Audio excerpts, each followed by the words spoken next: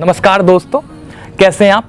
मैं दीपक गौतम और आज जिस सक्सेस से मैं आपको रूबरू कराने वाला हूँ एक मोटिवेशन की मशीन है। सरस्वती शिशु मंदिर और सरस्वती विद्या मंदिर के छात्र होने के बावजूद उनकी विचारधारा आरएसएस और बीजेपी की नहीं है, कांग्रेस की है। और उनके इंटरव्यू को देखने के बाद आपको समझ में आएगा कि अगर ये कुछ कर सकते हैं तो आप भी बहुत कुछ कर सकते हैं। युवाओं के प्रेरणा स्रोत स्वरोजगार की तरफ अपना बेसिक मुद्दा लेके चल रहे हैं। कांग्रेस के विभिन्न पदों पर रहे हैं। आज कांग्रेस के उत्तराखंड के सचिव हैं युवा कांग्रेस के। तो चलिए शुरू से शुरू करते हैं दास्तान स्ट्रगल विद किशोर कुमार जी।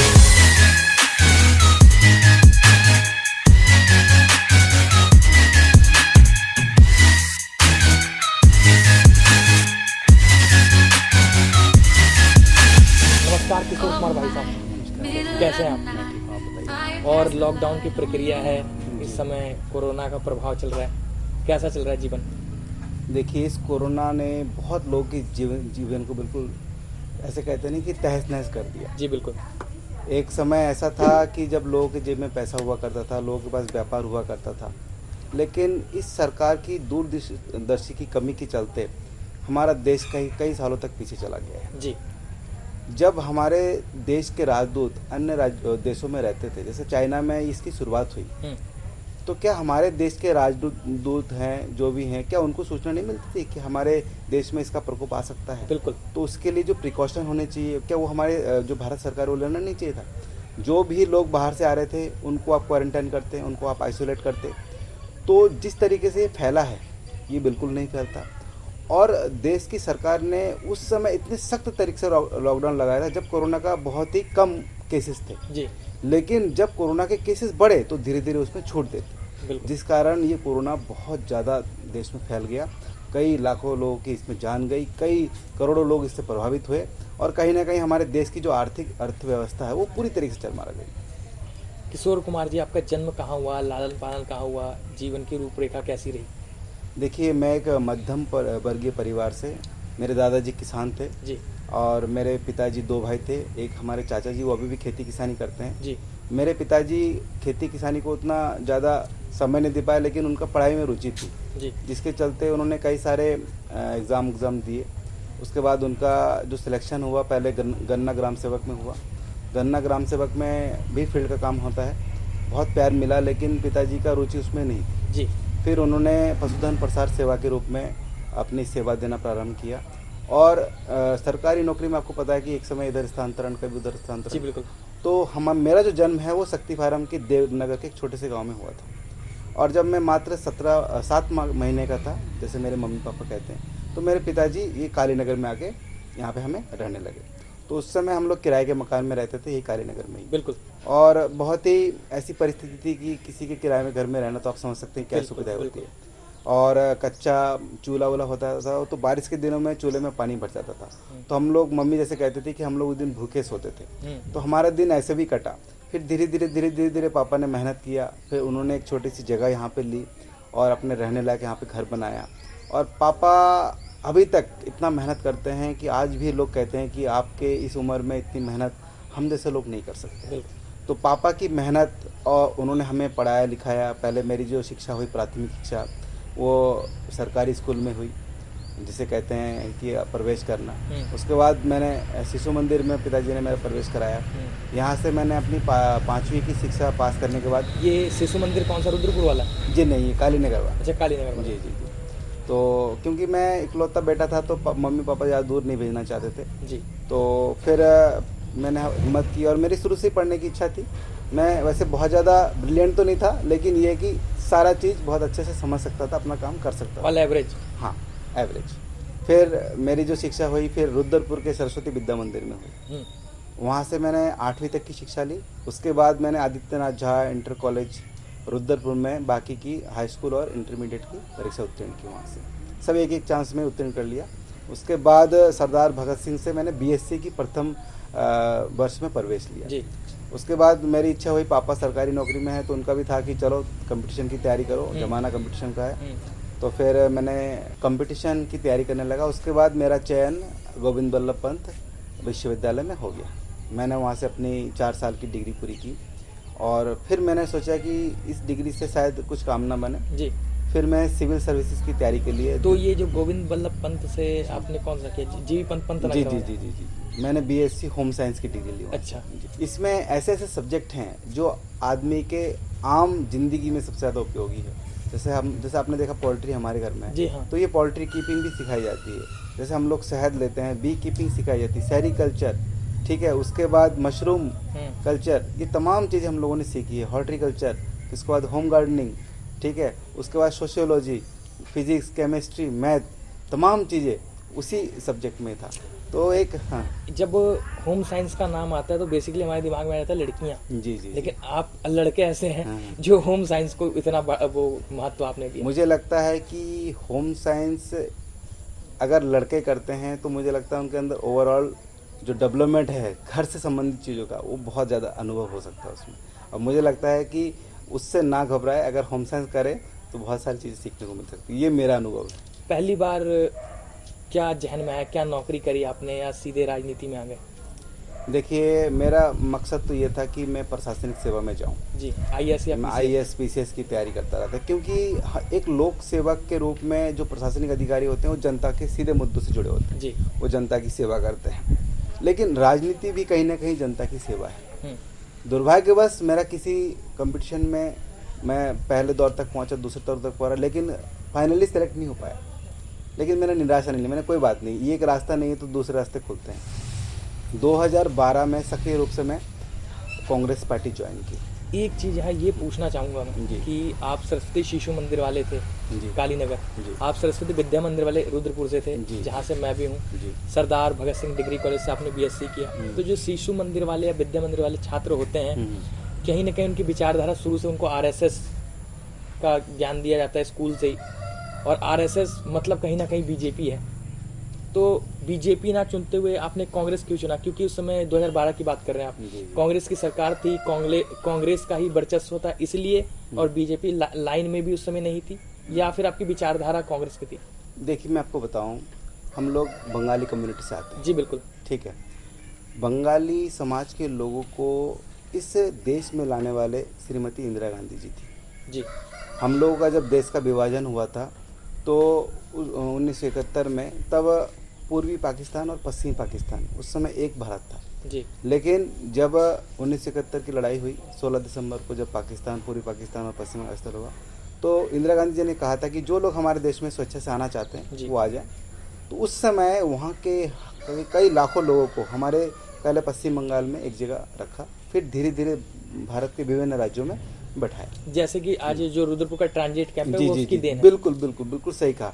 रुद्रपुर का ट्रांजिट कैंप कहिए, शक्ति फार्म कहिए, हमारा इधर दिनाजपुर का क्षेत्र कहिए, पीलीभीत कहिए, बहराइच कहिए, बिजनौर कहिए, उसके बाद हजरा चांदुआ कहिए, ये तमाम ऐसी जगह है जहाँ पे इस कांग्रेस सरकार ने हम लोग को ज़मीन दी, रहने का छत दिया। तो एक बार बताइए, जो सरकार हमारे समाज के लोगों को इतना कुछ दिया तो हम उसका एहसान को कैसे भूल सकते हैं? जी। ठीक है, आप कहते हैं कि आप शिशु मंदिर से पढ़े हैं तो आपकी विचारधारा आरएसएस की होनी चाहिए। कक्षा 5 का बंदा या कक्षा 5 का या कक्षा 8 का बच्चा, उसको इस विचारधारा से कोई मतलब नहीं है, उसको शिक्षा ग्रहण करनी थी। ठीक है, जब आदमी वोट देने का अधिकार जब होता है, तो जब आदमी वोट देता है तब सोचता है कि मुझे कौन से राजनीतिक दल को चुनना है जी। या कौन सा राजनीतिक दल देश के समाज के समग्र विकास के लिए आगे ले जा रहा है। कांग्रेस की एक ऐसी विचारधारा है कि वो सेकुलरिज्म, अगर आप हिंदू हैं, आप मुस्लिम हैं, आप सिख हैं, आप ईसाई हैं, आप जैन या बौद्धिस्ट हैं, वो एक इंसानियत के नाते सबको देखता है। जी। हम आपस में एक दूसरे को धर्म के नाम पे, संप्रदाय के नाम पे उसको लड़ाने का काम नहीं करते हैं। बिल्कुल। मुझे ये सबसे अच्छी लगी। और कांग्रेस ने कभी भी जातिवाद के नाम पर राजनीति नहीं की। उन्होंने हमेशा 5 साल में कि देश में किस किस मुद्दे पर हम लोगों को राजनीति की जानी चाहिए या किस किस मुद्दे में देश को आगे ले जाने का काम कर सकते हैं, वो प्लानिंग करके कांग्रेस ने इस देश में सत्ता की चलाया और सत्ता के चलते देश को यहाँ तक पहुँचाया कि जहाँ हम डिजिटल इंडिया की बात कर रहे हैं। देखिए, नवरत्न कंपनियां, सेल, वेल, घेल, उसके बाद ये परमाणु संयंत्र, इतना बड़ा रेलवे नेटवर्क, इतना बड़ा एयरपोर्ट, इतने बड़े विमानपत्तन, उसके बाद क्या कहते हैं, इतने बड़े बड़े जो जल जहाज हैं, सब हमारे भारत के निर्माण। जब देश आज़ाद हुआ था उस समय हमारे देश में सुई तक नहीं बनती थी, लेकिन इस सरकार की नीतियों के चलते आज देश इतना मजबूत हुआ कि आज आपके पास इतना सारे संसाधन है। राजीव गांधी की देन है जो आप डिजिटल इंडिया की बात करते हैं। उस समय जब कंप्यूटर की बात करते थे राजीव गांधी जी, तो यही अटल बिहारी वाजपेयी जी संसद तक बैलगाड़ी में गए थे। तो आप सोच सकते हैं कि उनकी सोच क्या थी और हमारे आरएसएस और बीजेपी की सोच क्या है कि किस तरीके से उन्होंने देश के लिए आगे बढ़ाने की सोचा, इन्होंने उसको रोकने के लिए सोचा। जी जी सबसे पहले जब आप राजनीति में आए या राजनीति को चुना तो घर परिवार या कोई किसी को कोई प्रॉब्लम नहीं, क्योंकि आप आईएएस पीसीएस की तैयारी में लगे थे, या हर क्योंकि आपके पिताजी डॉक्टर हैं, हर आम पिता या माता वो यही चाहते हैं कि बेटा की कोई अच्छी सी नौकरी ज्वाइन कर ले, अपनी लाइफ को सेटल करे, शादी वादी करे और ज़िंदगी जिए। और जब आपने एक राजनीति करियर चुना तो पिताजी को कोई दिक्कत या आपत्ति नहीं हुई? देखिए, मम्मी पापा को ये पता है कि जो हमारा बेटा है जो भी करेगा वो सही करेगा, क्योंकि मेरे अंदर कोई ऐसा गुण नहीं है जैसे मैं नशा बिल्कुल नहीं करता हूँ, कोई किसी भी तरह का नशा नहीं करता हूँ, और ना ही मैंने कभी आज तक किसी के को प्रेरित किया गलत काम करने के लिए। मैं अपने दुश्मनों तक के लिए अच्छा सोचता हूँ। तो जब मैंने राजनीतिक ये फील्ड चुना तो पिताजी ने कहा कि देखो, खुद के लिए जीना वो जानवर भी जीता है, लेकिन जब आदमी दूसरों के लिए सोचता है तो वो इंसानियत है।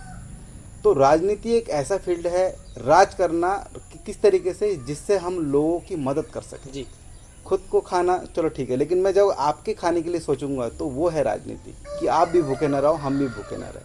किस तरीके से, उसके लिए हमें राजनीति में प्रवेश करने की ज़रूरत है। तो कहीं ना कहीं ये भी एक लोक सेवा है। जब आप कांग्रेस ज्वाइन कर लिए, अपना कांग्रेस के लिए काम करने लग गए, जो कि आप लोग की विचारधारा से काफ़ी आपके मत हैं उसके साथ, तो पहली बार जब कोई पद मिला या प्रतिष्ठा मिली और जब किसी काम करने की जिम्मेदारी मिली तो कितना चैलेंज था आपकी ज़िंदगी के लिए? देखिए, मैं राजनीति के साथ साथ एक शिक्षित परिवार से आता हूँ। जी बिल्कुल। और मैंने शिक्षा भी ली है। तो मेरा जो पहला पद मिला था वो उधम सिंह नगर जिले का प्रभार मिला था सोशल मीडिया का। अच्छा, सोशल मीडिया। अच्छा, सोशल मीडिया प्रभारी जो होते हैं इनका काम क्या होता है, पहले आप ये बता दें, बहुत सारे लोगों को पता ही नहीं, मुझे भी नहीं पता बेसिकली। कोऑर्डिनेशन होता है। सपोज कीजिए आपके ज़िले में 9 विधानसभा है। हाँ 9 विधानसभा अध्यक्ष हैं, जी, ठीक है। जिला सचिव है, जिला महासचिव हैं, जिला उपाध्यक्ष हैं। इन सब से कोऑर्डिनेशन करके जो भी चीज़ें केंद्र से आ रही हैं या राज्य से आ रही हैं, कांग्रेस पार्टी से आ रही हैं, तमाम चीज़ें जो मुद्दे होते हैं, उन मुद्दे को अपने, जैसे मेरे पास आ रहा है तो मैं तमाम लोगों को सर्कुलेट करूँगा। वो अपने विधानसभा के, सपोज करो हर किसी के पास आज के समय में 2-3 हज़ार फ्रेंड होते हैं। सर्कुलेट मतलब by social media, WhatsApp, Facebook, Insta. हाँ, ये तमाम ऐसे प्लेटफॉर्म हैं। आजकल देखिए न्यूज़पेपर या टीवी लोग कम देखते हैं जी, लेकिन हर किसी व्यक्ति के पास आज के समय मोबाइल फ़ोन है जी। लोग कहीं ना कहीं इसको हंसी मजाक में ले लेते हैं कि यार सोशल मीडिया की देन है कि आज मोदी जी प्रधानमंत्री हैं। क्योंकि 2014 में जिस तरीके से देश में एक ऐसा कैंपेन हुआ कि अरे महंगाई, भ्रष्टाचार, तमाम लोग ये सब वो सब, और अन्ना हजारे का सबसे बड़ा जो आंदोलन था, तो ये सोशल मीडिया ही था जो देश में एक ऐसा माहौल बनाया कि नहीं, इस बार सरकार को चेंज करना है। तो आप सोच सकते हैं कि जो हर व्यक्ति के पास जिस चीज़ की पहुंच है, अगर हम भी कहीं ना कहीं उसमें शामिल हो जाए तो हम अपनी बात को आसानी से पहुंचा सकते हैं। देखिए, आज यूट्यूब हो गया, फेसबुक हो गया, व्हाट्सएप हो गया, इंस्टाग्राम हो गया, ट्विटर हो गया, ये जो तमाम चीज़ें हैं, सरकार अपनी बात को पहुंचाने के लिए भी इन सब चीज़ों का माध्यम लेती है। और आजकल तो सोशल मीडिया के जो औचित्य है बहुत ज़्यादा बढ़ गया है। सरकार भी कोई ना कोई अगर फेक न्यूज़ होती है, वायरल होती है, तो उस पर तुरंत नकल करती है। क्यों? उन्हें पता है कि ये चीज़ें ज़्यादा फैलती है। आप पेपर पढ़ेंगे, सुबह आएगा, लेकिन आप विदिन 10 सेकंड के अंदर आपको चीज़ें आ जाएगी, यहाँ पे ये दंगा हो रहा है, यहाँ पे ये हुआ, यहाँ पे हुआ है। बिल्कुल। तो कहीं ना कहीं इसका बहुत बड़ा रोल है आज के समय में, आज के इस डिजिटल युग में। तो मुझे जब वो पद मिला तो मैं उसकी जो महत्वता है मैं समझता था। मुझे मालूम है कि अगर हम सोशल मीडिया में अपनी बातों को पहुंचा रहे हैं तो हमारे लिए सबसे बड़ी बात है। कम समय में लोगों तक अपनी बात को पहुंचाना डिजिटल प्लेटफॉर्म के माध्यम से बहुत बड़ी बात है जी। तो मुझे ये जिम्मेदारी दी गई और साथ साथ में मुझे प्रदेश सचिव की भी जिम्मेदारी दी गई थी और ज़िले का प्रभार दिया गया था। तो मैं कांग्रेस पार्टी का शुक्रगुजार हूँ, उनका आभार व्यक्त करता हूँ कि इतने कम उम्र में मुझे इतनी बड़ी जिम्मेदारी दी और धीरे धीरे मुझे परखा गया। कहते नहीं है कि हीरे की चमक जौहरी जानता है। तो कहीं ना कहीं पार्टी मेरे काबिलियत को पहचान गई थी और उसके बाद मैं जिला सचिव के बाद जिला प्रभारी के बाद प्रदेश सचिव बना। उसके बाद मुझे आईटी का प्रदेश उपाध्यक्ष बनाया गया पूरे प्रदेश का। उसके बाद फिर मुझे यूथ कांग्रेस की जिम्मेदारी दी गई, मुझे कुमाऊं मंडल का अध्यक्ष बनाया गया और उसके बाद 2019 में मैंने जिला पंचायत का चुनाव लड़ा। ये सबसे मेरे लिए जीवन में टर्निंग पॉइंट था क्योंकि देखिए कोई भी चुनाव लड़ने से पहले आपको होमवर्क करना पड़ता है, जनता से मिलना पड़ता है। लेकिन मेरे सामने ये चीज़ ये समय नहीं आया मेरे पास। क्या हुआ 2019 में मुझे कहा गया कि ये नामांकन के ठीक 2 दिन पहले मुझे कहा कि तुम्हें चुनाव लड़ना है। मैंने कहा क्यों, ऐसे समय में क्यों? जब मैंने कहा था कि एक डेढ़ महीने पहले कि मुझे चुनाव लड़ना है, तब किसी ने मुझे नहीं कहा था। मैंने सोशल मीडिया में ऐसी एक पोस्ट छोड़ दिया था कि क्या मुझे इस क्षेत्र से चुनाव लड़ना चाहिए, तो सब ने कहा लड़ना चाहिए। लेकिन जब तक पार्टी हाईकमान के जो पदाधिकारी हैं, जब तक वो आदेश ना दे तब तक हम कुछ नहीं कर सकते। बिल्कुल सही। तो जब ऐसा स्थिति आई, क्योंकि मेरे सामने बीजेपी के थे, मैं कांग्रेस पार्टी के विचारधारा से हूँ, तो कहीं ना कहीं कांग्रेस पार्टी भी चाहती है कि हमारा भी एक प्रत्याशी मैदान में उतरे। तो मैं ही उनके सामने सबसे उपयुक्त विकल्प। तो मैंने उनकी बातों को माना। मैंने कहा कि देखिए ये एक चुनौती भरा फैसला है मेरे लिए, लेकिन आपको करना पड़ेगा। तो फिर मैंने उस चुनाव में जैसे तैसे हो प्रभु का नाम लेके मैं उतर गया मैदान में। और इस बार के चुनाव में ये था कि आपको इस जिला पंचायत के चुनाव के लिए हाई स्कूल का अनिवार्य होना जरूरी था और 2 बच्चों वाला प्रावधान था। तो मैं इन दोनों चीज़ों पे खरे उतरे।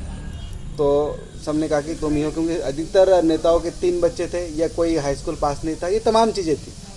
तो जब मैंने भरा तो बहुत कम समय में विदिन 10 डेज में आपको 17,500 वोटर और 8 ग्राम सभा, मैं कई सारे ग्राम सभा तो पूरी तरह से कवर भी नहीं कर पाया।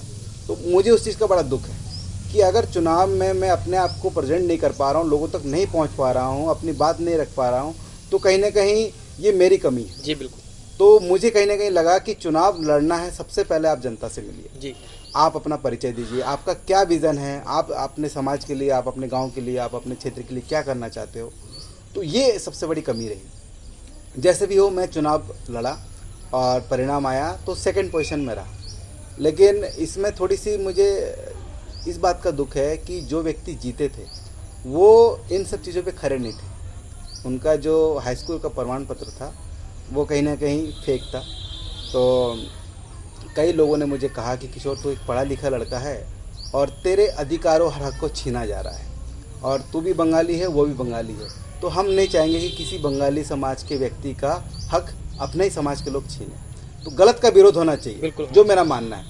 क्योंकि देखिए अगर आज कोई किसी भी समाज का हो, जैसे सरदार और सरदार के बीच में अगर लड़ाई होती है, कोई किसी का मर्डर कर देता है, तो दूसरा सरदार ये नहीं कहेगा भाई इसको बचाओ, भैया उसने गलती की है तो उसको सज़ा मिलनी चाहिए। बिल्कुल मिलनी चाहिए कि नहीं? क्योंकि आज अगर हम गलत का साथ देंगे तो कहीं ना कहीं वो गलत कल आपके ऊपर भी हावी हो सकता है। बिल्कुल। इसलिए समाज में अच्छे लोग को चुनिए और अच्छे लोग को निकालिए।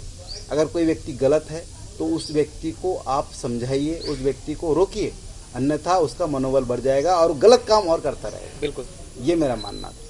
तो कई लोगों ने मुझे कहा कि किशोर तुमने चुनाव लड़ा भी बहुत अच्छा रहा, लेकिन जो तुम्हारे सामने चुनाव लड़ा उसने गलत तरीके से लड़ा। तो जब इसकी जांच हुई और सही पाए गए और जो जीते थे वो डीएम ने उनकी सदस्यता खारिज कर दी, निरस्त कर दी। तो इस समय ये जिला 18 खटोला जिला पंचायत खाली है, वैकेट है। फिर चुनाव आने की उम्मीद है। लोग ये कह रहे हैं किशोर अब ये चुनाव नहीं लड़ना, क्योंकि तुम युवा हो, युवा का दर्द समझ सकते हो, और तुम्हारी ऐसी उम्र है कि तुम युवा और जो सीनियर के बीच में एक इंटरफेस का रोल प्ले कर सकते हो, क्योंकि तुम्हारा व्यवहार अच्छा है, लोगों के साथ अच्छा तुम उठते बैठते हो, तुम्हारी सोच अच्छी है, तुम पढ़े लिखे भी हो, तुम्हारे अंदर नॉलेज भी है, तुम अपनी बातों को सरकार के सामने अच्छे से बोल भी सकते हो, संघर्षशील भी हो। इन तमाम चीज़ें लोग मुझे कहते हैं। तो क्यों ना तुम एक अच्छा सा प्लेटफॉर्म चुनो जिससे तुम समाज के लिए कुछ कर सकते हो। तो फिर मेरे मन में विचार आया कि देखिए हम तो एक चेहरे हैं, एक मुखौटा है। अगर जनता की आवाज़ बन रही है तो मुझे क्यों ना इस फील्ड में अपना भाग्य आजमाना चाहिए। तो मैं तो शुरू से ही संघर्षशील हूँ, ये आपने देखा है, चाहे वो पढ़ाई के क्षेत्र में हो, चाहे वो राजनीतिक क्षेत्र में हो, चाहे लड़ने भिड़ने की बात हो, अपने अधिकारों को लेकर, अपनी बातों को लेकर, प्रशासन से लड़ना हो, सरकार से लड़ना हो, हम लड़ जाते हैं। जी बिल्कुल। चाहे आप डीएम से अपनी बात को करना हो, समाज के लिए, क्षेत्र के लिए, मैं करता हूँ। तो लोगों को ये चीज़ें पसंद आई। तो लोगों ने कहा किशोर जी आप तैयारी कीजिए, हम आपके साथ हैं। बहुत लोगों ने कहा, तो कहीं ना कहीं मेरा मनोबल बढ़ा है, क्योंकि देखिए फैसला जनता को करना है। अब जनता ही अगर इस आवाज़ को बुलंद करे तो हमें और आसानी होती है। लोग कहते हैं किशोर तुम तो अभी छोटे हो और इतना चुनाव के लिए पैसा, मैंने कहा चुनाव के लिए पैसा नहीं चाहिए। अगर जनता मन बना ले तो किसी को भी चुनाव वो लड़ा सकती है। वर्तमान समय में इस सरकार से हर कोई कहीं ना कहीं दुखी है, चाहे आप सरकारी कर्मचारी कहिए, आप ये भोजन माताएं कहिए, आशा कार्यकर्ती कहिए, पुलिस प्रशासन कहिए, आंगनवाड़ी कार्यकर्ती कहिए, शिक्षा विभाग कहिए, कोई भी ऐसा व्यक्ति नहीं, आम आदमी कहिए। महंगाई के चलते इस आम आदमी की तो पूरी तरह से कमर टूट चुकी है। आपने कभी सपने में नहीं सोचा कि पेट्रोल 100 रुपये के आसपास होगा, बिल्कुल, डीजल 100 रुपये के आसपास होगा, जो सरसों का तेल है वो 200 रुपये के आसपास है इस समय, जो सिलेंडर है वो 900 रुपये के आसपास है। तो इस सरकार ने लोगों को सीधा सीधा धोखा दिया है। 2013 में यही सरकार का नारा होता था कि बहुत हुई महंगाई की मार, अब की बार मोदी सरकार, बिल्कुल, और अच्छे दिन आने वाले हैं। तो ये जो तमाम चीज़ें हैं, ये जनता के मन में एक बड़ी उम्मीद सी जगी थी। मैं तो कहता हूँ कि जो भी व्यक्ति कांग्रेस का भी वोट देता था, कहीं ना कहीं उसने सोचा कि क्या पता मोदी जी कुछ अच्छा कर दे। जी, ठीक, लोगों की उम्मीद होती है, लेकिन लोगों ने 5 साल मौका दिया। लोगों ने सोचा कि क्या पता कुछ कमी रहेगी, एक मौका और दे देते हैं। लेकिन इस सरकार ने ऐसे तानाशाही फैसले लिए कि जिसका इस देश की जनता को कोई फ़ायदा नहीं हुआ। जी, सबसे बड़ा दुखदायी फैसला था नोटबंदी का। इस सरकार ने क्या कहा था कि आप मुझे 50 दिन दीजिए, मैं आपको सपनों का भारत दूंगा। लेकिन क्या हुआ, उन 50 दिनों में 400 बार नियम बदले गए, कितने लोग उसमें मर गए, लाइनों में खड़े रह गए। क्या हुआ, कुछ नहीं। जिन लोगों को काला धन सफ़ेद करना था उन लोगों ने बैकडोर से कर लिया, बिल्कुल, लेकिन परेशान हुआ आम व्यक्ति। आज आप जितने भी लोग हैं जो मध्यम वर्गीय, ये छोटे हैं, जो लोग मध्यम वर्गीय थे वो गरीब हो गए, और जो गरीब थे वो पूरी तरह से टूट गए, खत्म हो गया। पहले लोगों के पास पैसा हुआ करता था। सपोज करो किसी की घरवाली ने अगर 500-500 रुपये अपने बच्चे के लिए कहीं छुपा के रखे थे तो वो भी ब्लैक मनी हो गया, जबकि वो 1 नंबर की कमाई थी। बस बैंक में नहीं रखा था, अपने घर पे रखा था। यही तो हुआ। बैंक में रखता तो उसका रिकॉर्ड सरकार के पास होता, घर पे था उसका रिकॉर्ड सिर्फ हस्बैंड के पास या अपनी पत्नी के पास था। जी, बिल्कुल, ठीक है, तो सरकार ने उन तमाम लोगों को वो कर दिया कि ये सब काला धन है। जी, ठीक है ना। तो ये कहीं ना कहीं देश के लिए सबसे भारी पड़ गया। उसके बाद अब आते हैं जीएसटी वाला फैसला। एक देश एक कर के नाम पे जीएसटी लगाया गया, उसमें कितने बार बदलाव, कोई प्लानिंग नहीं, कुछ नहीं। जिस चीज़ों में जैसे पहले कपड़ों उपड़ों में कोई जीएसटी नहीं था, उसमें जीएसटी आपने लगा दिया। तो कहीं ना कहीं व्यापारी वर्ग भी बहुत ज़्यादा रुष्ट है। बीजेपी सरकार मेनली व्यापारी चलाता है, जो जिसे कहते हैं उद्योगपति जी, वही कहीं ना कहीं इस समय पूरी तरीके से इस बीजेपी सरकार से खफा है। उसके बाद हम थोड़ा सा आगे आते हैं, जो लॉकडाउन वाली बात थी। तो लॉकडाउन इस सरकार का सबसे आत्मघाती फैसला था कि जिससे कई लाखों लोग बिल्कुल पूरी तरीके से बर्बाद हो गए। तो आपको क्या लगता है कि लॉकडाउन नहीं लगाना चाहिए था? देखिए, लॉकडाउन नहीं लगाना चाहिए नहीं था। आपको जब मालूम था कि ये हमारे देश में पैदा नहीं हुआ, जी, सपोज कीजिए आपकी ये बाउंड्री है, हमारा घर है, आपको पता है कि हमारे घर से बाहर से कोई आएगा तो बीमारी लेके आएगा, बिल्कुल लाएगा। ठीक है। तो आप अपने गेट को बंद रखिए, जो भी व्यक्ति आ रहा है पड़ोस के किसी किराए के खाली मकान में उसको ठहराइए, ठीक है। जब वो 14 दिन का क्वारंटाइन हो जाएगा, वो ठीक हो जाएगा, तब हम घर में प्रवेश करेंगे। बिल्कुल, यही काम भारत सरकार को करना चाहिए था। जो भी लोग विदेशों में रहते थे, अब देखिए मैं आपको बताऊं, वो जो लोग थे बहुत रिच फैमिली से थे, उनके पास पैसे की कोई कमी नहीं थी। उनके पिताजी ने सरकार पर दबाव बनाया कि हमारा बेटा यहाँ पढ़ रहा है, हमारा बेटा लंदन में पढ़ रहा है, आपको आना चाहिए। अब आपको पता है कि जो बीजेपी सरकार है हमेशा पूंजीपतियों के लिए काम करती है, तो उनको चार्टर्ड प्लेन से, प्राइवेट प्लेन से, जैसे तैसे करके देश में बुलाया गया। वो सब इन्फेक्टेड थे। अगर सरकार चाहती तो उनको देश में नहीं बुलाती, अगर बुलाना ही था तो उनको क्वारंटाइन करते एयरपोर्ट में। ये बहुत बड़ा कैंप लगा देते, जो भी आया आइसोलेट कर देते, तो क्या होता कि वो बीमारी वहीं तक ख़त्म हो जाती। ठीक, वो देश में ये चीज़ हुआ नहीं। आपने तुरंत आने दिया। उसके बाद जब एक बार फैलना स्टार्ट हुआ तो आपने तो ऐसा लॉकडाउन लगाया, आज रात 12 बजे से पूरी देश की मतलब थम जाएगा। 22 मार्च को पहला दिन लगा था, तो उन्होंने सोचा कि ये तो सफल हो गया हमारा 1 दिन का लॉकडाउन, बस करते जाओ। उन्होंने नहीं सोचा कि किसके घर में खाना है, किसके घर में राशन है, कौन डेली कमाता है, डेली खाता है। तो उन तमाम, और कितने लाखों लोग हर जगह फंस गए थे, जहाँ जहाँ काम करते थे। जैसे बिहार के लोग मुंबई में काम करते हैं, उत्तर प्रदेश के लोग गुजरात में काम करते हैं, और यहाँ तक कि जो हमारा देश है, यहाँ के लोग, अधिकतर लोग, जैसे पहाड़ के लोग, पूरा प्लान है उनका, दिल्ली रहते हैं, मुंबई रहते हैं, कर्नाटक, बेंगलुरु, जहाँ जहाँ रहते हैं, वहीं के वहीं फंस गए। अब उनके पास राशन नहीं है, दुकान सारे बंद। उसके बाद जो पैसा आता था वो भी ख़त्म। तो अब समझो उनके सामने कितना बड़ा संकट गहरा गया। तो ये उसके बाद कहीं जब उन्होंने थोड़ी सी छूट दी, जब देखा कि अब तो लॉकडाउन खुलने का, लोग अपने घरों में पैदल चलने लगे, उसमें कितने लोग ख़त्म हो गए। तो क्या ये हिंदू नहीं थे? ये हमारी बीजेपी की मोदी सरकार कहती है कि हम हिंदू के वादी हैं। तो क्या उस समय हिंदू का जो पैरों से खून निकल रहा था, क्या वो देश के प्रधानमंत्री को लग नहीं रहा था? तो मैं सोचता हूँ कि ये जो फैसले थे, ये आत्मघाती फैसले थे। इस फैसले ने पूरे देश को ख़त्म कर दिया है, आर्थिक रूप से तबाह कर दिया है। और अभी भी जो परिस्थिति पैदा हो रही है, मुझे नहीं लगता कि आने वाले 5-7 सालों में ये सरकार कवर कर पाएगी। और इसलिए लोगों ने अब रुख कांग्रेस की सरकार की तरफ कर लिया है। ये महंगाई, बेरोजगारी, महिला सुरक्षा, अब देखिए जो बलात्कारी है उसका संरक्षण ये बीजेपी सरकार कर रही है। तो कहीं ना कहीं गलत का साथ दे रही है। मैंने आपसे कहा ना कि अगर गलत का आप साथ देंगे तो कहीं ना कहीं आने वाले समय में उसी गलत के चपेट में आप भी आ जाएंगे। बिल्कुल। भी आप 2022 के चुनाव की प्रबल दावेदारी करने वाले हैं गदरपुर से जी, विधायक के रूप में। जी, आपके सामने कई लोग हैं, उस मुद्दे पे बाद में आएंगे। सबसे पहले हम बात करेंगे कि अगर आप सत्ता में आते हैं या यहाँ की जनता, जो आपकी जनता है, आपको मान सम्मान के सहित विधायक के रूप में चुनती है, तो आप ऐसी कौन सी, आप क्योंकि युवा हैं, ऐसी कौन सी सोच है जिसको आप लेके आएंगे और जिस पे खरे तरीके से काम करेंगे? आपको क्या लगता है युवा किन चीज़ों से परेशान है, क्या चाहता है युवा, क्या आना चाहिए? आपके क्षेत्र में ऐसा कौन सा विकास रुक गया है जो आप करेंगे जिस पर काम? देखिए, जो हमारा गदरपुर विधानसभा है जी, ये उत्तराखंड बनने के बाद अभी तक एक बार भी कांग्रेस को मौका नहीं मिला जी, पहली बार यहाँ से प्रेमानंद महाजन जी चुनाव लड़े थे और वो बसपा से थे जी। और उस समय उनका चुनाव लड़ने का मुख्य कारण था कि यहाँ पे जो बंगाली समाज के लोग तराई में बसे हैं। उस समय चीजें ऐसी थी कि रुद्रपुर अलग था, दिनेशपुर अलग था और गदरपुर अलग था। ऐसा था? गदरपुर और पंतनगर एक विधानसभा हुआ करता था। उल्टा? जी, ठीक है। और जो पंतनगर वर्तमान समय पंतनगर किच्छा में है, बिल्कुल। और हमारे गदरपुर में कई सारा हिस्सा बाजपुर का भी है।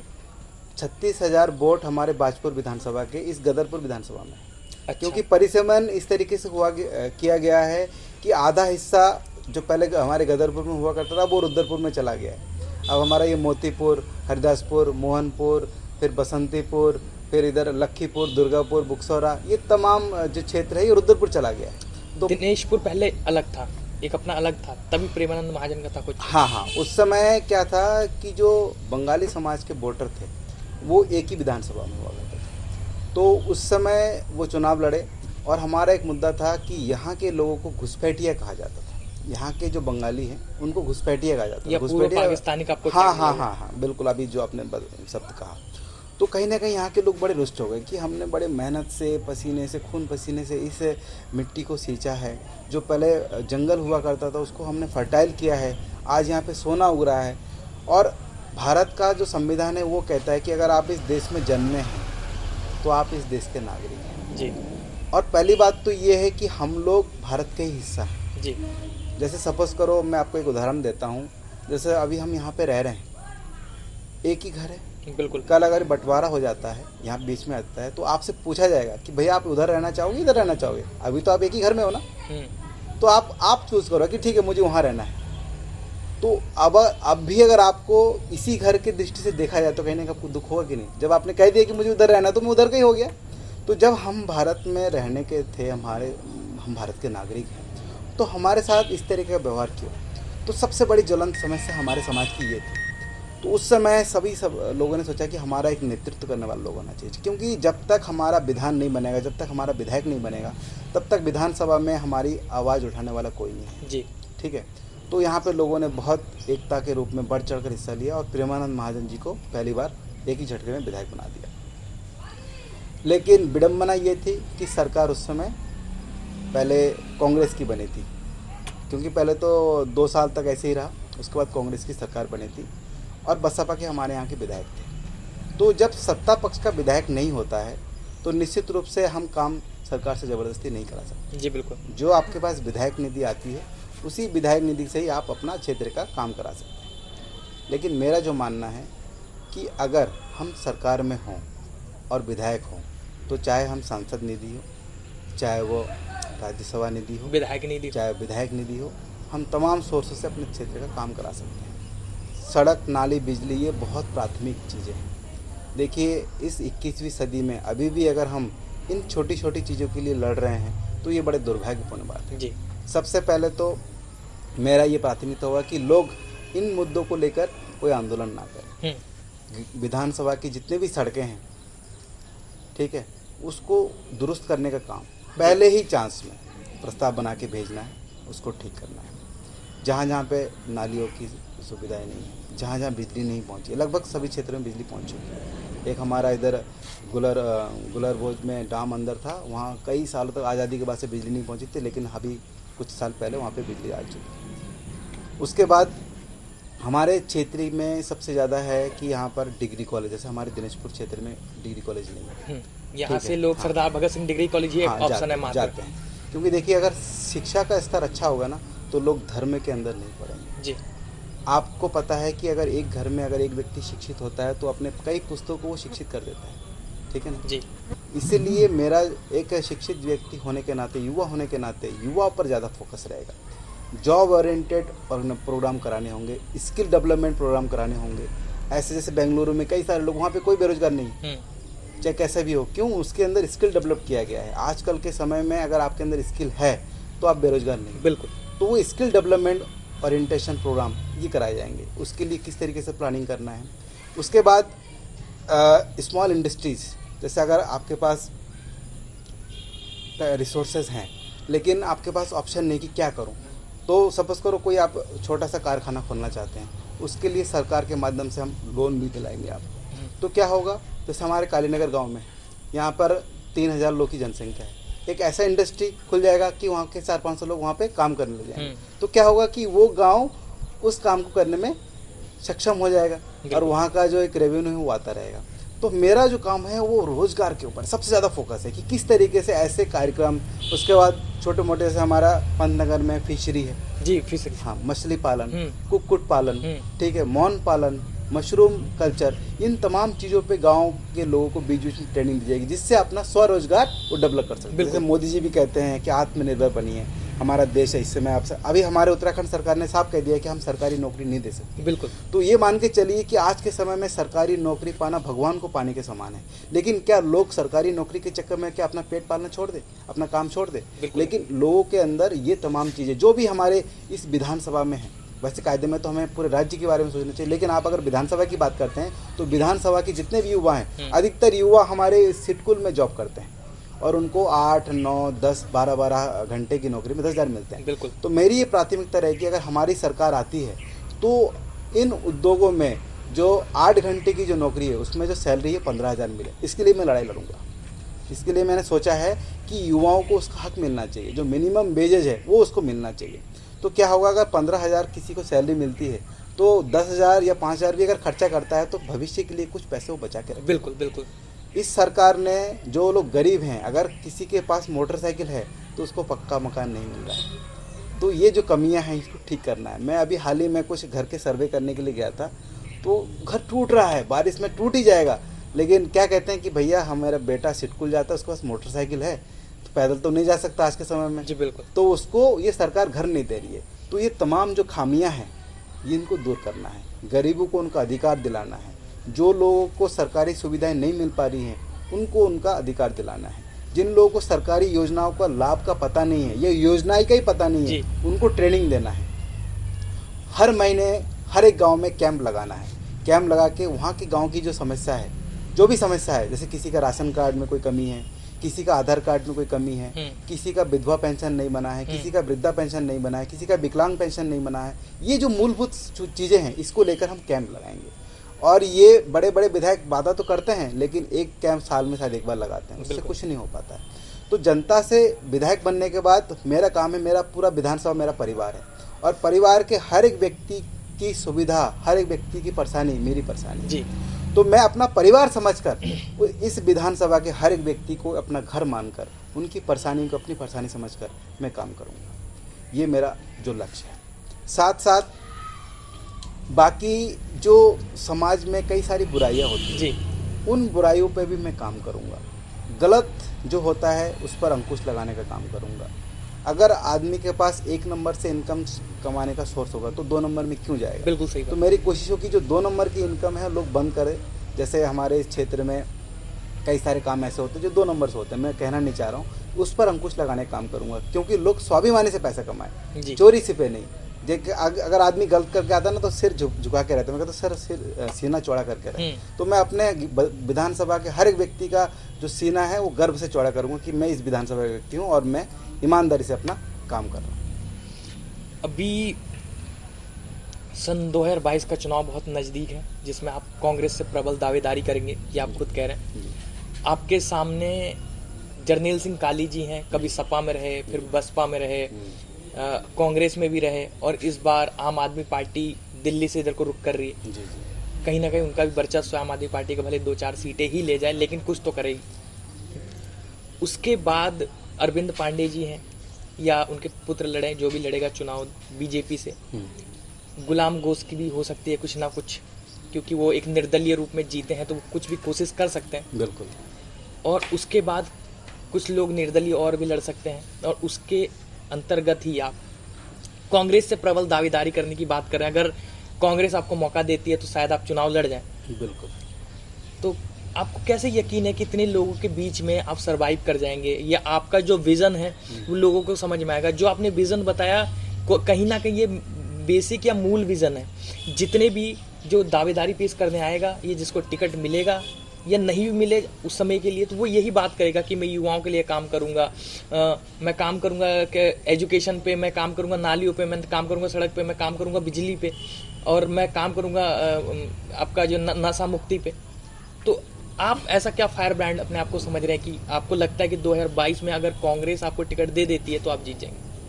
देखिए, हमारे गदरपुर विधानसभा में दिनेशपुर नगर पंचायत है जी, गुलरबोज नगर पंचायत है जी, गदरपुर नगर पालिका है, बिल्कुल, खेड़ा नगर पंचायत। बिल्कुल। ये 4 ऐसे बड़े क्षेत्र हैं जहाँ पर आधी विधानसभा की आधी जनसंख्या रहती है। इन चारों क्षेत्रों में एक ऐसे स्वास्थ्य सेवाओं का उपलब्ध कराना कि लोगों को सुशीला तिवारी और बड़े बड़े हॉस्पिटलों में पैसा ना खर्च करना पड़े जी, क्योंकि हमारा जो ये क्षेत्र है आर्थिक रूप से बहुत कमज़ोर है जी। यहाँ पे दिहाड़ी मजदूरी करने वाले लोग।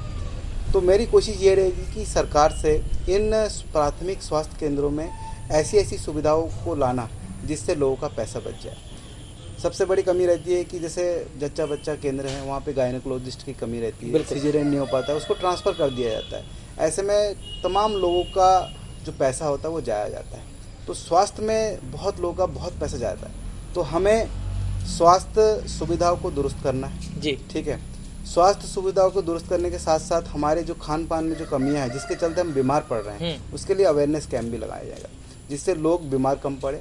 क्योंकि बीमार पड़ने के बाद आदमी पैसा खर्च करे, उससे बेहतर है कि बीमार ना पड़े। उसके लिए आदमी के खान पान, आदमी का रहन सहन, आदमी का लाइफ स्टाइल किस तरीके से बदलाव लाया जा सकता है, इस पर भी हम लोग बीच बीच में लोगों को अवेयरनेस कैंप लगाएंगे जी। स्वास्थ्य, शिक्षा, ये ऐसे मुद्दे हैं कि आदमी अगर इसमें काम करे तो आदमी का आधा जीवन सरल हो जाए, ठीक। इसलिए इन 4 क्षेत्रों में हमें गुलरबोज एक ऐसा क्षेत्र है, ये पर्यटन क्षेत्र है। काफ़ी लोग जानते हैं कि गुलरबोज में वाटर स्किनिंग, वाटर क्यूनोइंग और कई तरह चीज़ होती हैं जी। तो इस क्षेत्र को और विकसित करना, यहाँ की जो रोडें हैं बहुत ख़राब है। लोग जाना तो चाहते हैं लेकिन रोड की स्थिति देख के कहते हैं यार रोड बड़ी ख़राब है। तो ऐसी जगहों को विकसित करना है पर्यटन के रूप में और बेहतर। आने वाले समय में यहाँ पर हेली सेवा भी प्रयास किया जाएगा कि इस विधानसभा में हेली सेवा भी हो, जिससे रेवेन्यू बढ़े जी।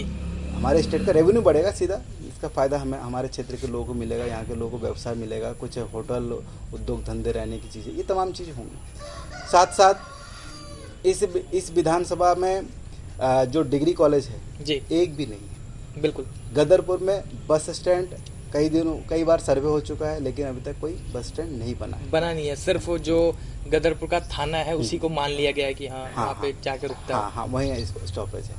तो एक विधानसभा में कम से कम ये तमाम चीज़ों की सुविधा होनी चाहिए। तो मेरा फोकस इन चीज़ों पे रहेगा, डिग्री कॉलेज, बस स्टैंड, गुलरबोज को अच्छी तरीके से पर्यटन नगरी के रूप में विकसित करना और स्वास्थ्य, शिक्षा जो मूलभूत चीज़ें हैं इस पर मेरा ज़्यादा फोकस रहेगा।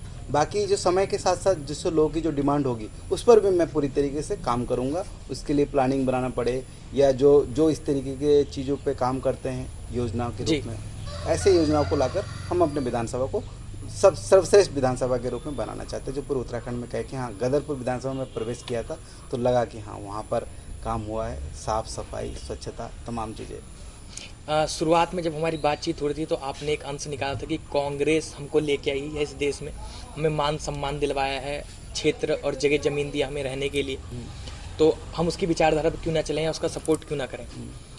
अभी हाल फिलहाल में ही आप लोग को पूर्व पाकिस्तानी शब्द जो आपके पीछे लगता था या घुसपैठिया कहा जाता था आप लोग को, या और जो तमाम शब्द आप लोग के लिए प्रयोग किए जाते थे, पूर्व पाकिस्तानी शब्द हटा दिया गया है। ये हुआ है भारतीय जनता पार्टी बीजेपी की सरकार में। तो आप तमाम इतनी बुराइयां या कुछ चीज़ों से आप खफा हैं, तो ये एक अप्रिशिएशन वाली चीज़ है, इसके लिए आप लोग बढ़ चढ़कर हिस्सा लेकर अप्रिशिएट क्यों नहीं करते हैं बीजेपी सरकार को? देखिए मैं आपको बता देता हूँ, हमारी लड़ाई इसको लेकर नहीं थी। हमारी लड़ाई थी कि बाकी राज्यों में जिस तरीके से हमारे समाज के लोगों को आरक्षण मिलता है जी, हमारे यहाँ क्या होता है, क्या आप 12वीं तक तो आपको आरक्षण दिया जाता है, अनुसूचित जाति के समान छात्रवृत्ति की सुविधा दी जाती है, मतलब आप अनुसूचित जाति के हो, एससी हाँ, हो आप, मतलब इंटर तक, हाँ इंटर तक हो, इंटर तक आप हरिजन हो, उसके बाद आप ठाकुर और ब्राह्मण बन जाते हो। बहुत सारे लोग दावेदारी पेश कर रहे हैं। अब ऐसा तो होगा नहीं कि कांग्रेस में सिर्फ आप ही कर रहे होंगे, और भी कई आपके साथी या और लोग होंगे जो अपने आप को प्रबल दावेदार मान रहे होंगे सन 2022 का चुनाव जो चाहते होंगे कि हमें टिकट दिया जाए। तो आप अपने आप को ऐसा बेहतर कैसे मानते हैं कि कांग्रेस सरकार आपको ही टिकट देगी, आप पे ही भरोसा जताएगी? देखिए इस विधानसभा में कई समुदाय के लोग रहते हैं जी, सिख समुदाय के लोग रहते हैं, पर्वतीय समुदाय के लोग रहते हैं, बंगाली समुदाय के लोग रहते हैं, पूर्व समाज के लोग के रहते हैं, कम्बोज रहते हैं, रायसिक रहते हैं। तो ये विधानसभा एक कौमी गुलदस्ता है जी, यहाँ पे आप किसी एक समाज के वोट से आप नहीं जीत सकते जी, नहीं तो देखिए अरविंद पांडे जी पूर्व समाज से आते हैं और इस विधानसभा का प्रतिनिधित्व कर रहे हैं। तो आप सोच लीजिए कि अगर आप कहें कि मैं बंगाली हूँ और बंगाली समाज के लोगों के वोट से जीत जाऊँगा तो ये आपका मिथक है, ठीक है। तो हमें एक ऐसा अपने आप को रिप्रेजेंट करना है या अपने आप को ऐसा रखना है कि हम सभी लोगों को विश्वास लेकर इस क्षेत्र में चुनाव लड़े और सभी लोगों के लिए काम करें, ठीक है ना। तो ये कतई हमारे मन में नहीं होना चाहिए कि मैं बंगाली वोट अगर मुझे मिल जाएगा तो मैं जीत जाऊंगा। मुझे हर किसी समाज के लोगों का वोट चाहिए और हर किसी समाज के लोगों का विश्वास भी चाहिए, और मैं उनको ये भी विश्वास दिलाता हूँ कि अगर आप लोग के आशीर्वाद से मुझे विधानसभा में जाने का मौका मिला तो मैं निश्चित रूप से आपको आश्वासन देता हूँ, विश्वास दिलाता हूँ कि मैं आपके अधिकारों के लिए लड़ाई लड़ूंगा, आपके मुद्दों के लेकर लड़ाई लड़ूंगा, आपके हितों के लेकर लड़ाई लड़ूंगा। और कभी भी आपको इस बात का मन में एक बार के लिए भी ये चीज़ नहीं आने दूंगा कि आप इस जाति विशेष के लिए काम कर रहे हैं। इसलिए मैं सबसे बड़ा धर्म मानता हूँ इंसानियत जी, और इंसानियत होने के नाते मैं एक दूसरे का दर्द समझ सकता हूँ, क्योंकि मेरा खून भी लाल है, आपका खून भी लाल है। तो मैं इंसानियत धर्म को अपनाते हुए इस विधानसभा में दावेदारी पेश करूँगा कि मुस्लिम भाई भी मेरे भाई हैं, सिख भाई भी मेरे भाई हैं, पर्वतीय समाज के लोग भी मेरे भाई हैं। एक परिवार के रूप में, एक परिवार का सदस्य होने के नाते मैं एक परिवार की जिम्मेदारी लेना चाहता हूँ अपने कंधे पर। अगर मुझे इस गदरपुर की जनता आशीर्वाद देती है, मुझे उनको लगता है कि हाँ ये हमारा बेटा है, हमारा भाई है, ठीक, तो मैं उनका ये विश्वास कभी नहीं तोड़ूंगा। आपको कैसे उम्मीद है कि पहले से अरविंद पांडे बीजेपी से अपना वर्चस्व बनाए हुए हैं, लगातार यहाँ से दूसरी या तीसरी बार होंगे वो विधायक, उसके बावजूद दोबारा लोग कांग्रेस पे भरोसा करेंगे या कांग्रेस को प्रत्याशी को वोट देंगे या कांग्रेस के प्रत्याशी को जिताने का प्रयास करेंगे? देखिए लोकतंत्र में सबसे बड़ी ताकत है जनता जी, जनता की वजह से ही आज वो विधायक बने हैं, आज मंत्री बने हैं। मानते हैं चीज़? बिल्कुल मानते हैं। तो जनता ही जनार्दन है और जनता ही सब कुछ है, जनता ही हमारी देवतुल्य है। जनता ने अगर मन बना लिया कि इस बार हमें एक नया चेहरा चाहिए, हमें एनर्जेटिक चेहरा चाहिए, हमें युवा चेहरा चाहिए, हमें किशोर चाहिए, तो वो किशोर विधायक बन जाएगा। मानते हैं? बिल्कुल। चाहे वो कितना ही पैसे वाला क्यों ना हो, चाहे वो कितना ही दबदबा वाला क्यों ना हो, अगर जनता ने मन बना लिया तो कोई नहीं रोक सकता। और दावेदारी हमारे कांग्रेस पार्टी से बहुत लोग कर रहे हैं जी, और करना भी चाहिए जी, क्योंकि उससे पता लगेगा कि हाँ कांग्रेस के प्रति लोगों का रुझान है। यहाँ पे अरविंद पांडे के अलावा और कोई दावेदारी नहीं कर रहा है। क्यों? अरविंद पांडे विधायक है, मंत्री है, उन्हीं को मिलना है। लेकिन हमारे कांग्रेस की यह सबसे अच्छी बात है कि कांग्रेस में एक छोटा बच्चा भी कह सकता है कि मैं भी दावेदार हूँ। फैसला जनता को करना है, फैसला हाईकमान को करना है कि कौन बंदा उपयुक्त है इस विधानसभा में लड़ने के लिए, कौन लड़का है, कौन व्यक्ति है जो इस विधानसभा की आवाज़ इस विधानसभा की आवाज़ विधानसभा में उठाकर यहाँ के मुद्दों को शॉर्ट आउट कर सकता है। क्या अगर कांग्रेस सरकार या हाई कमान आप पे भरोसा नहीं जताती है, आपको टिकट नहीं देकर किसी और को देती है, तो क्या आप दूसरों दलों में प्रयोग करेंगे जाने के लिए? क्या आप अभी नई नई पार्टी आई है आम आदमी पार्टी, उसकी तरफ रुख बदलेंगे? देखिए, या क्या आप निर्दलीय चुनाव लड़ने की तैयारी करेंगे जैसे गुलाम घोष जी ने किया था? देखिए, मैं चुनाव अपने नहीं ली, मैं स्वार्थी नहीं हूँ जी कि अगर मुझे पार्टी टिकट नहीं देगी तो मैं दूसरे दल से लेके आऊँगा, वहाँ पे मैं स्वार्थी बन जाता हूँ। जी मेरा उद्देश्य है कि मैं जिस पार्टी की विचारधारा से हूँ उस विचारधारा के माध्यम से ही मैं आगे बढ़ूँ। जी क्योंकि फिर आपको लगेगा कि अरे आप तो कल तो कह रहे थे आप कांग्रेस की विचारधारा से, आज आप आम आदमी पार्टी में आ गए। तो मेरा कतई ऐसा विचार नहीं है। मेरा उद्देश्य ये है कि मेरी जो सोच है, मेरी जो विचारधारा है, उसमें कभी परिवर्तन नहीं आया। जी अगर मैं सत्य बोल रहा हूँ तो सत्य ही बोलूँगा। अगर मैं दूसरे पार्टी में चला गया तो कहेंगे अरे तुम तो कल ये बोल रहे थे, तो मैं ये कतई नहीं करना चाहूँगा। मैं जनता के विश्वास के साथ साथ पार्टी हाईकमान का विश्वास भी जीतना चाहता हूँ और उनको ये भी विश्वास दिलाता हूँ कि मैं जिताऊ भी हूँ और टिकाऊ भी। जी क्योंकि कुछ घटना ऐसी हुई है जिससे कहीं ना कहीं बंगाली समाज के लोगों में एक कलंक सा लगा है, जो किरण मंडल जी ने किया था। उन्होंने 2012 का चुनाव बीजेपी से लड़ा था जी और उत्तराखंड में 35-36 वाला सिस्टम था, एक सीट की कमी हो रही थी। उस समय उनको काफ़ी सारे लुभावने सपने दिखाए गए थे कि अगर आप ये सीट छोड़ देंगे तो आपको तमाम चीज़ें करेंगे, तो उसमें कई सारी चीज़ें नहीं हुई थी और उन्होंने वो सीट छोड़ दी थी। तो लोगों के मन में एक नेगेटिव मैसेज गया कि बंगाली समाज के लोग गद्दार होते हैं। तो मैं ये कहता हूँ कि हाथ की 5 उंगलियां बराबर नहीं होती, एक परिवार के 5 लोगों की सोच एक जैसी नहीं होती। बिल्कुल। तो हम ये कतई नहीं कह सकते कि बंगाली समाज के लोग ऐसे ही होते हैं। मेरा ये मानना है कि हर एक व्यक्ति की सोच अलग है, हर एक व्यक्ति का डीएनए अलग है। आप तो ये मानते हैं ना, हर एक व्यक्ति का डीएनए अलग है। अगर आप मेरे सगे भाई क्यों ना हो तब भी आपका डीएनए अलग होगा। तो इसलिए किसी एक व्यक्ति की वजह से पूरे समाज को दोषारोपण करना उचित नहीं। जी इसलिए मैं ये कहना चाहूँगा कि अगर कांग्रेस पार्टी बंगाली समाज के किसी व्यक्ति पे भरोसा करता है इस गदरपुर विधानसभा के लिए, तो मुझे लगता है कि वो फैसला उनका अच्छा होगा। जी क्योंकि हमारे समाज के लोग ये है कि कभी किसी का नुकसान नहीं करते। जी अगर 1% के लिए किसी का भला नहीं कर पा रहे तो नुकसान नहीं करेंगे, उसके साथ सामंजस्य से बैठा के अपना काम करने की कोशिश करेंगे।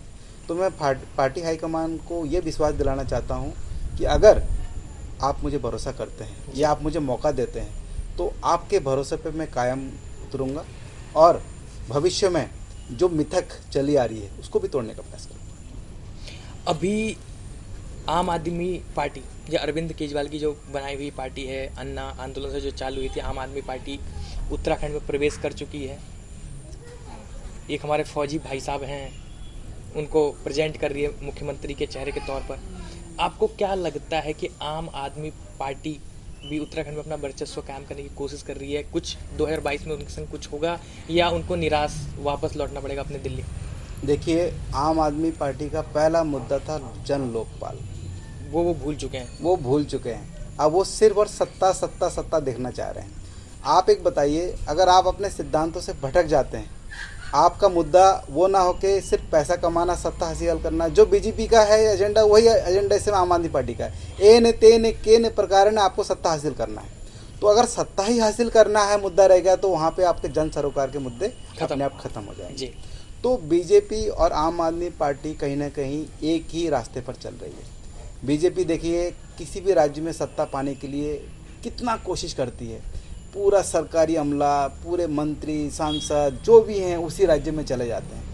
एक बात बताइए, अगर आप प्रधानमंत्री हैं तो आपके लिए तो पूरा देश है ना। बिल्कुल। आपके लिए हर एक देश के नागरिक की जिम्मेदारी आपकी है। जी तो कहीं ना कहीं आप एक राज्य में चले जा रहे हैं, एक मुख्यमंत्री के लिए आप ऊँची बातें कर रहे हैं। ये मुझे लगता है कि इससे पहले के प्रधानमंत्री ने आज तक कभी ऐसा नहीं किया। जी इससे पहले भी मनमोहन सिंह जी रहे, बहुत शांत तरीके से अपना काम किया। उनके लिए लोग कहते थे कि वो रिमोट कंट्रोल है, जैसा भी है, लेकिन उन्होंने कभी ना अपने कामों का शोर नहीं, ढिंढोरा नहीं पीटा।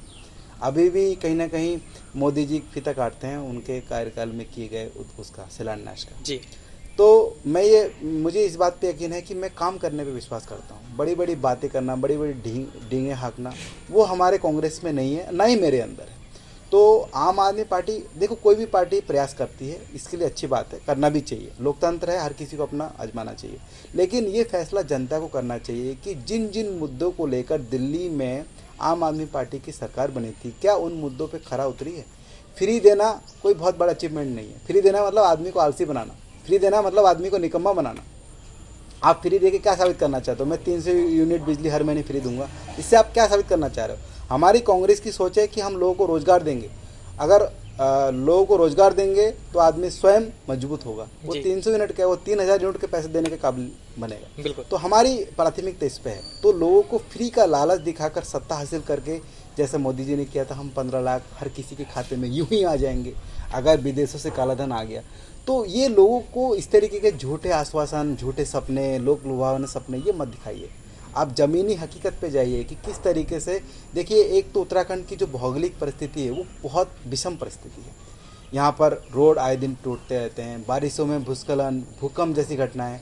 तो आप यहाँ के लोगों को जो पलायन है, उत्तराखंड की सबसे मुख्य समस्या है पलायन जी। यहाँ के लोग कहते नहीं, पहाड़ की जवानी और पहाड़ का पानी यहाँ के लोगों की काम नहीं आती। तो कहीं ना कहीं पहाड़ के जवानी को भी काम लेके आना है और पहाड़ के पानी को भी हमें काम में लाना है।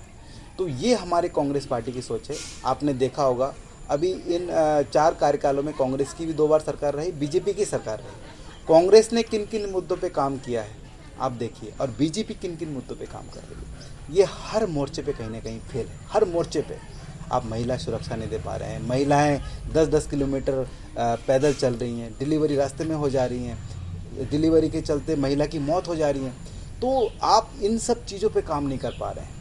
और एक आम आदमी पार्टी जो अभी शुरुआत हुई है, वो इन तमाम मुद्दों को कैसे समझ पाएगी? वो तो सिर्फ अपना ज़मीन तलाशने की कोशिश कर रही है। जो व्यक्ति एक घर का मुखिया है, उस घर के मुखिया को हर चीज़ पता है। जो व्यक्ति अभी हाल ही में घर में एंट्री प्रवेश कर रहा है, वो कैसे उन तमाम चीज़ों को, दर्द को समझेगा? उत्तराखंड की पीड़ा, उत्तराखंड के लोग जो सालों से यहाँ पे रह रहे हैं, वही इस चीज़ को समझ सकता है।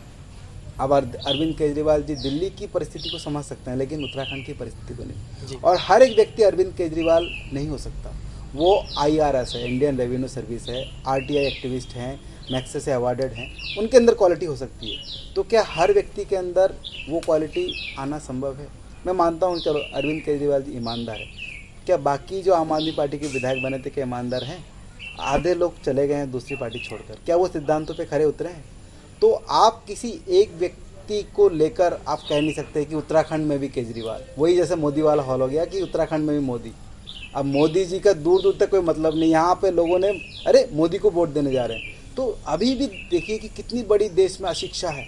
लोगों को अभी ये नहीं मालूम कि हम किसको वोट देने जा रहे हैं, कौन हमारा प्रतिनिधित्व है, कौन भी हमारे बीच में आ रहा है। तो लोगों को सही चीज़ बोल के अगर वोट आप ले रहे हो तो वो सही माने में लोग आप विश्वास जीत रहे हो। झूठ बोल के अगर आप किसी को वोट ले रहे हो तो कहीं ना कहीं आप धोखा दे रहे हो। और वो धोखा आदमी एक ही बार खाता है, बार बार नहीं खाता है। तो दिल्ली की जनता एक बार धोखा खा चुकी है, तो वो नहीं चाहती है कि बाकी के राज्य के लोग। अभी देखो आम आदमी पार्टी पंजाब में भी पैर पसारने को थी, लेकिन वहाँ के लोगों ने धीरे धीरे इसको नकार दिया है। अभी इस समय जो कैप्टन अमरिंदर सिंह जी वो अच्छा काम कर रहे हैं और लोग फिर कांग्रेस में विश्वास दिला रहे हैं। अभी इस समय किसान लोग बहुत परेशान हैं। अब आप एक चीज़ सोचो, ये देश किसके लिए बना है? जनता के लिए जी।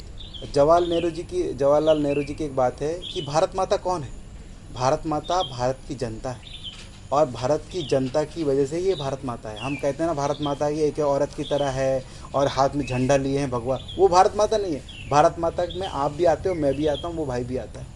तो इसलिए इस देश की जनता की रक्षा करना, इस देश की जनता के हितों की रक्षा करना, उनके अधिकारों की रक्षा करना, उनको खाली पेट ना रखना, ये भारत माता की सेवा है जी। तो बीजेपी की भारत माता की सेवा और हमारे कांग्रेस की भारत माता की सेवा में बहुत बड़ा फर्क है। ये लोग हिंदू मुस्लिम के नाम पर एक दूसरे को काटते फिरते हैं। हमारे कांग्रेस ने खाद्य सुरक्षा बिल लेके आई, हर किसी को राशन देने का काम किया। RTI सूचना का अधिकार दिया कि अगर मैं गलत हूं तो आप मेरे ऊपर जांच बिठा सकते हो। बिल्कुल। अगर एक बार बताओ, कांग्रेस अगर भ्रष्ट होती तो क्या RTI जैसा कानून तो नहीं पास करती, जो 2005 में जो कानून पास हुआ था मनमोहन सिंह जी की सरकार में। RTI समझ सकते हैं इस बार यार, इस RTI में बहुत बदलाव किए जा रहे हैं इस सरकार में। अब आप मोदी जी की डिग्री के लिए RTI नहीं लगा सकते, मोदी जी ने चाय बेचा है कि नहीं उसके आप RTI नहीं लगा सकते। तो कहीं ना कहीं इस RTI के भी पर काटे जा रहे हैं। और मुझे लगता है कि आने वाले में अगर कुछ समय तक ये सरकार रही तो ये मनुवादी विचारधारा पूरे देश में लागू कर देंगे, तो फिर आदमी के अधिकारों का पूरी तरीके से हनन हो जाएगा। उसके बाद मैं RTE, राइट टू एजुकेशन, शिक्षा का अधिकार, जो गरीब बच्चे हैं जिसके पास पैसा नहीं है वो मुफ्त में किसी भी विद्यालय से शिक्षा ले सकता है। तो कांग्रेस की ये सोच है। तो मैं ये मानता हूँ कि थोड़े से प्रलोभन में आम आदमी पार्टी मुफ्त बिजली देने की बात करी कि उत्तराखंड बिजली पैदा करता है इसलिए हम मुफ्त देंगे।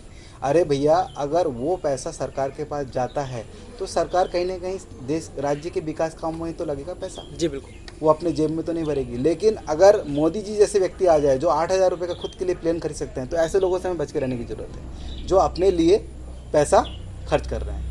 आप 80,000 रुपये का किलो का मशरूम ले रहे हो, आप गोल्डन फिश ले रहे हो 80,000 रुपये के किलो, किसके लिए ले रहे हो? आप एक गरीब, कहते नहीं मैं फ़कीर आदमी हूँ, झोला उठा के चलता हूँ, तो फ़कीर आदमी के खान पान ऐसे होते हैं। आप तो जैसे राजीव गांधी जी, इंदिरा गांधी जी सिंपल साधारण रहते थे, कहते नहीं साधारण वेश और उच्च विचार।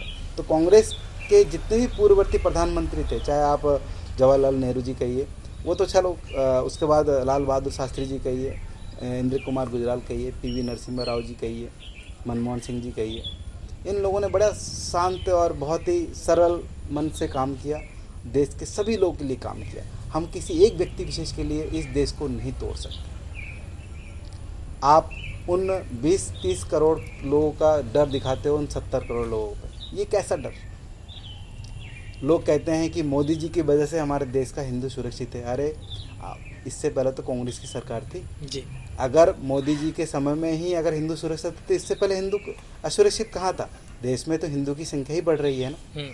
तो कहीं ना कहीं लोगों को भ्रमित करने का काम कर रही है ये वर्तमान सरकार, और भ्रम, झूठ, गलत चीज़ों के तथ्यों के आधार पर सत्ता हथियाने काम कर रही है। तो ये समय है लोगों को खुद पे विचार करने का, आत्ममंथन करने का। वोट देने से पहले सोचे कि मैं कैसे लोगों को चुन रहा हूँ, किस व्यक्ति को और किस पार्टी के लोगों को चुन रहा हूँ। जी सर, बहुत अच्छा लगा आपसे बात कर बहुत नॉलेज निकला होगा।